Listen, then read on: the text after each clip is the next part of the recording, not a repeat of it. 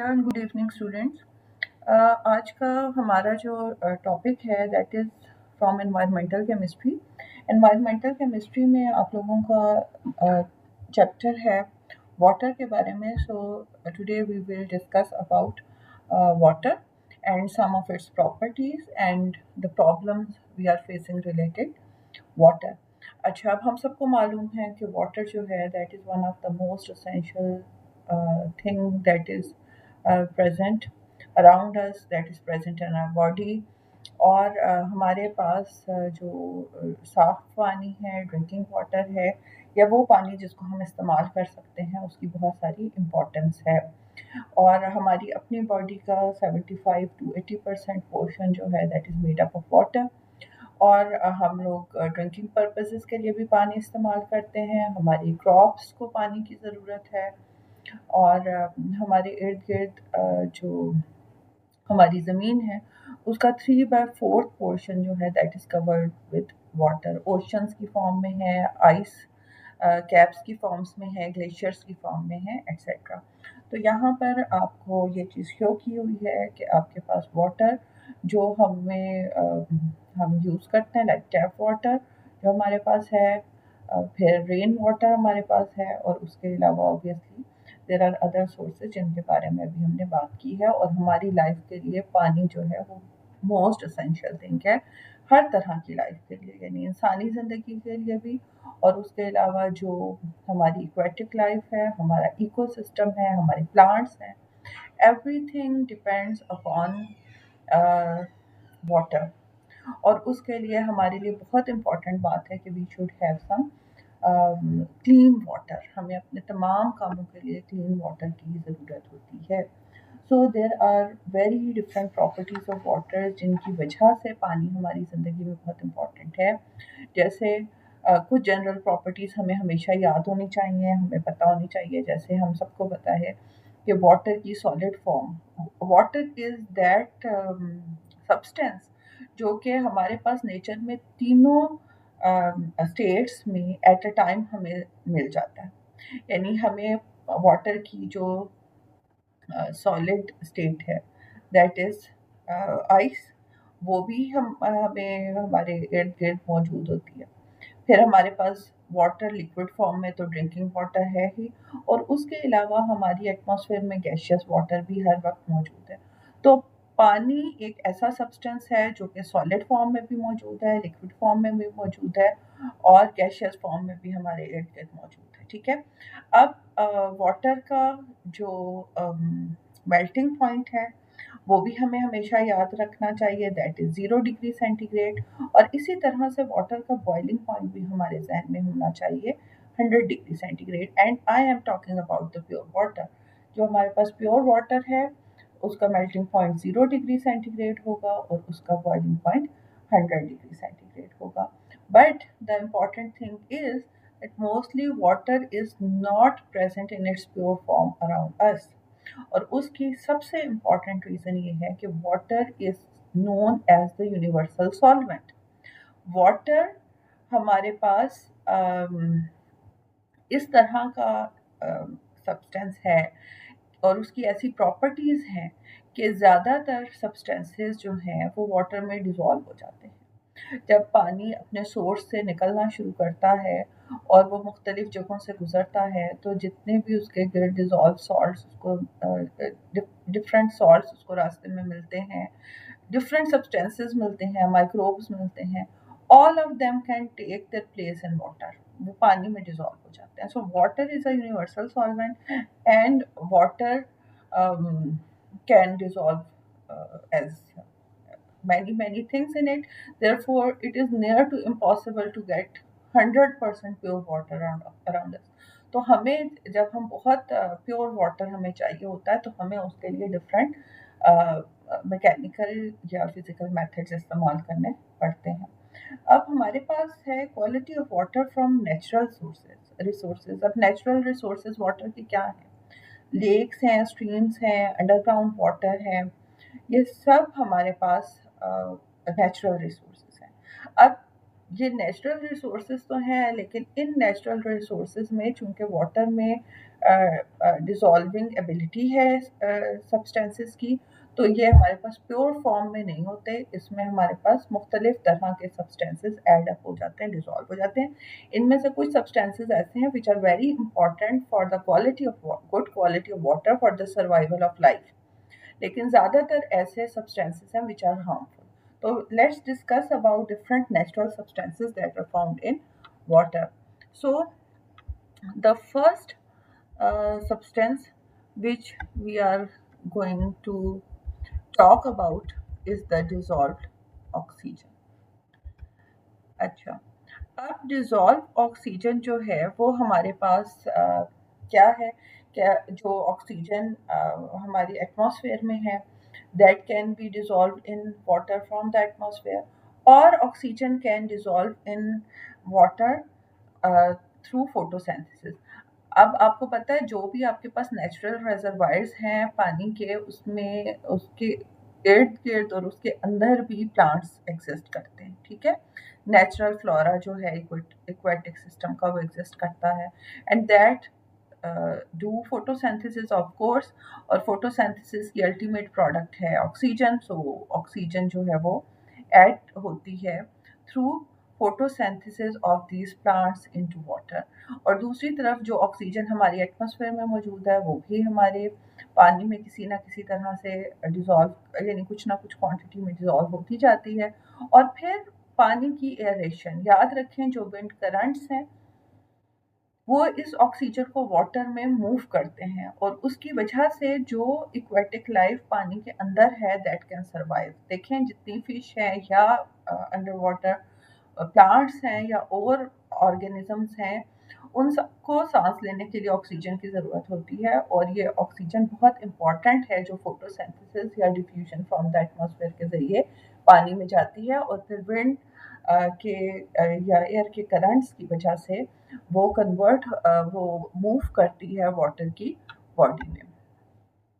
फिर हम देखते हैं कि ये डिज़ोल्व्ड ऑक्सीजन जो है, we calculate this dissolved oxygen, या हम इसकी क्वांटिटी जिस यूनिट में मेजर करते हैं या फाइंड आउट करते हैं, दैट इज पार्ट्स पर मिलियन, ठीक है। अब जो सबसे अच्छी क्वांटिटी है डिज़ोल्व्ड ऑक्सीजन की पानी में, जिसमें एक्वेटिक लाइफ बहुत अच्छे तरीके से ज़िंदा रह सकती है, दैट इज़ 10 पार्ट्स पर मिलियन। यहाँ पर 1 to 10 का स्केल आपके सामने दिया हुआ है, तो 10 पार्ट्स पर million is the very good quantity. अब इसमें ज़्यादा से ज़्यादा फिश पॉपुलेशन होगी, 9 is a good quantity, 8 is a good quantity. फिर जैसे जैसे आप नीचे आते जाते हैं एंड इट मीन्स कि आपके पास डिज़ोल्व ऑक्सीजन कम होती जाती है पार्ट्स पर मिलियन में, तो फिश की लाइफ जो है वो पहले स्ट्रेसफुल होती जाती है, और आखिर के आप 3 वो देख लें जहाँ पर ये ऑक्सीजन इतनी कम है कि फिश की पॉपुलेशन सर्वाइव ही नहीं कर सकती, ख़त्म हो जाती है। तो जिन भी वाटर रिजर्वायर में ऑक्सीजन की सप्लाई कट डाउन हो जाएगी, वहाँ पर एक्वेटिक लाइफ की एग्जिस्टेंस ख़त्म हो जाएगी या कम से कम हो जाएगी, ठीक है।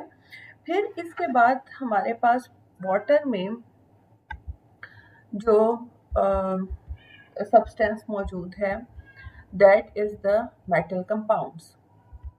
अच्छा, अब मेटल कंपाउंड्स जो हैं हमारे पास, जिनको हम मिनरल्स भी यानी कुछ मिनरल्स हैं और कुछ उन मिनरल्स में हमारे पास मेटल के कुछ ना कुछ क्वांटिटी भी उसमें हम काउंट करते हैं। यानी मिनरल्स में हमारे पास सोडियम भी मेटल है, लेकिन fluoride is the mineral as well, तो ये भी मौजूद है। लेकिन आपके पास जो एक अच्छा ड्रिंकिंग वाटर है उसमें मिनरल्स की कुछ ना कुछ ऐसी क्वांटिटी मौजूद होनी चाहिए जो हमारी बेहतर और हेल्दी लाइफ के लिए इम्पोर्टेंट है, जैसे आयरन, कैल्शियम, कॉपर की कुछ quantity, zinc, magnesium, sodium and then fluoride, all of them are essential. और अब हम ये जो है हम अपनी मिनरल वाटर की सप्लाई से इसको लेते हैं। फिर हमारे पास आ जाते हैं और सब्सटेंसेस जो कि वाटर में मौजूद हैं, लाइक प्लास्टिक्स। अब देखें पहले दो सब्सटेंसेस जो हमने पढ़े, डिजॉल्व ऑक्सीजन और हमने देखा मेटल पार्ट जो कि पानी में मौजूद है, वो तो हमारे लिए बेनिफिशियल है। लेकिन प्लास्टिक्स जो कि हम एज अ पोल्यूटेंट प्रोड्यूस करते हैं, और ये प्लास्टिक पानी के बड़े रेजरवायर्स में ऐड होती जा रही है। यानी आजकल बहुत ज़्यादा काम इस चीज़ पे हो रहा है कि हमारे ओशन जो हैं they are now full of plastics. उसमें हमारे पास ये देखें जो आपके पास इस फिगर में है, ये तो बड़ी प्लास्टिक की बॉटल्स और चीज़ें मुख्तलिफ हैं। और इसके अलावा माइक्रो लेवल पर भी प्लास्टिक्स जो हैं वो डिस्कवर की गई हैं कि वो ओशन की बॉडीज में मौजूद हैं, और in that is one of the very important threat to the clean water reservoir, क्योंकि प्लास्टिक्स जो हैं वो पानी के ज़रिए हमारे इकोसिस्टम में दाखिल होते हैं, और फिर वो they are very damaging substances, they are polymers, they are lethal for the life. ठीक है, फिर हमारे पास आ जाते हैं प्लास्टिक्स के बाद पानी के अंदर जो और सब्सटेंसेस डिजॉल्व होते हैं, लाइक द वेस्ट वाटर। अब वेस्ट वाटर हमारे पास मुख्तलिफ जगहों से आता है, लाइक हमारे पास इंडस्ट्रीज से वेस्ट वाटर आता है, हमारे पास घरों से वेस्ट वाटर आता है, और हमारे पास जो क्रॉप्स हैं, जो खेत हैं, फील्ड्स हैं, वहाँ से जो पानी आ रहा होता है वो भी वेस्ट वाटर होता है, because that is full of different type of fertilizers. ठीक है, और फिर हमारे पास डिफरेंट तरह के केमिकल्स, इंडस्ट्री से जो पानी आता है उसमें तो हर तरह के केमिकल्स भी होते हैं, और जो घरों से आता है उसमें सीवरेज का वाटर भी है, और उसमें और वेस्ट मटेरियल्स भी होते हैं। So the wastewater is also present in water, and that also acts like a pollutant. फिर वाटर में हार्मफुल माइक्रोब्स की प्रेजेंस। अब मोस्टली चूँकि वाटर में सिर्फ मटेरियल्स डिज़ोल्व नहीं होते, बल्कि जो माइक्रोब्स हैं, जैसे आपके पास डिफरेंट तरह के बैक्टीरिया होंगे, और आपके पास वायरसेस होंगे, और आपके पास बाकी माइक्रो ऑर्गेनिजम्स होंगे, they also become part of water, पानी में डिजॉल्व होते हैं। और अगर ऐसा पानी लिया जाए तो obviously it causes various different type of diseases. अब नॉर्मली वाटर की ट्रीटमेंट करके पानी को घरों तक पहुंचाया जाता है, और साफ ड्रिंकिंग वाटर के लिए के ऊपर जोर दिया जाता है कि अगर आपको लगे कि पानी साफ नहीं है तो भी आप उसको फिर बॉईल करके यूज़ करें, ताकि उसमें से हार्मफुल बैक्टीरिया और माइक्रो ऑर्गेनिजम्स ख़त्म हो जाएं। जब ऐसा नहीं किया जाता तो फिर बीमारियां होती हैं। जैसे आप देखें जो फ्लडेड रीजन्स होते हैं, जहाँ पे फ्लड्स हैं, वहाँ पर वाटर कंटेमिनेटेड हो जाता है, और वहाँ पर कॉलरा, डायरिया, डायसेंट्री, टाइफाइड जैसी बीमारियां फैल जाती हैं। So microbes are also the guests in water,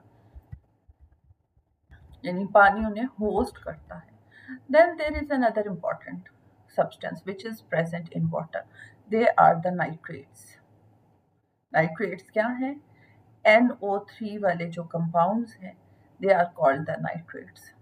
ठीक है, और नाइट्रेट में सबसे ज़्यादा मेन सोर्स जो कि ये वाटर में आता है, और ये मतलब वाटर की कंटामिनेशन कर रहा है, नाइट्रेट्स जो होते हैं, उसमें सबसे बड़े सोर्स एग्रीकल्चर सोर्सेज हैं। बाकी सोर्सेज भी हैं लेकिन कम। जैसे देखें यहाँ पर सीवेज या सेप्टिक वेस्ट है, एनिमल मैन्योर है, नेचुरल एटमॉस्फेरिक नाइट्रेट्स हैं, लेकिन सबसे ज़्यादा जो नाइट्रेट्स का सोर्स है, दे आर द फर्टिलाइजर्स, जैसे पोटाशियम नाइट्रेट्स है, जैसे यूरिया है। So they enter into the water, और ये हेल्थ रिस्क हो जाता है जब नाइट्रेट्स वाला पानी जो है वो पीने के लिए इस्तेमाल किया जाता है। And then the phosphates. अच्छा, फॉस्फेट्स हमारे पानी में कैसे आते हैं? फॉस्फेट्स हैं PO4। फॉस्फेट्स का मेन सोर्स अगेन फर्टिलाइजर्स हैं, और फर्टिलाइजर्स के साथ साथ हमारे पास फॉस्फेट्स का सोर्स है डिटर्जेंट्स। अब डिटर्जेंट जो हम कपड़े धोने के लिए घरों में इस्तेमाल करते हैं, लॉन्ड्रीज में यूज़ होते हैं, they are one of the major source of phosphate in water. अच्छा, अब बहुत इम्पोर्टेंट बात ये है कि जब फॉस्फेट्स पानी के रिजर्वायर में जाते हैं, तो ये पानी के रिजर्वायर्स को ख़त्म कर देते हैं, वहाँ पे एल्गी प्रोड्यूस होना शुरू होती है। जैसे इस फिगर में आप देख लो कि इस वाटर में जो ग्रीन ग्रीन है, this is algae, this is called eutrophication of water, या एल्गल एल्गल ब्लूम भी इसको बोला जाता है। अब इतनी एल्गी प्रोड्यूस होती है कि उसमें जो बाकी एक्वेटिक लाइफ है वो सरवाइव नहीं कर सकेगी और वो ख़त्म हो जाएगी। तो पूरा का पूरा रिजर्वायर बहुत बड़े बड़े फॉस्फेट की अबंडेंस की वजह से ख़त्म हो जाते हैं, और they can result in the damaging of the ecosystem. So these are some of the substances which are present in our water reservoirs, और उसका मेन रीज़न ये है कि water is a very good solvent. तो इनमें से जो benefits हैं, जो नेचुरल सब्सटेंसेस हमारे वाटर में नेचुरली एग्जिस्ट कर रहे हैं, एक तो डिज़ोल्व्ड ऑक्सीजन है जो कि ज़रूरी है लाइफ के लिए, और दूसरे जो मिनरल्स हैं, they are important for better functioning of living organisms. So that is for today's lecture. यही हमारा टॉपिक था कि कौन कौन से सब्सटेंसेस हमारे पानी के रिजर्वायर में ऐड होते हैं। टिल द नेक्स्ट लेक्चर, अल्लाह हाफिज़।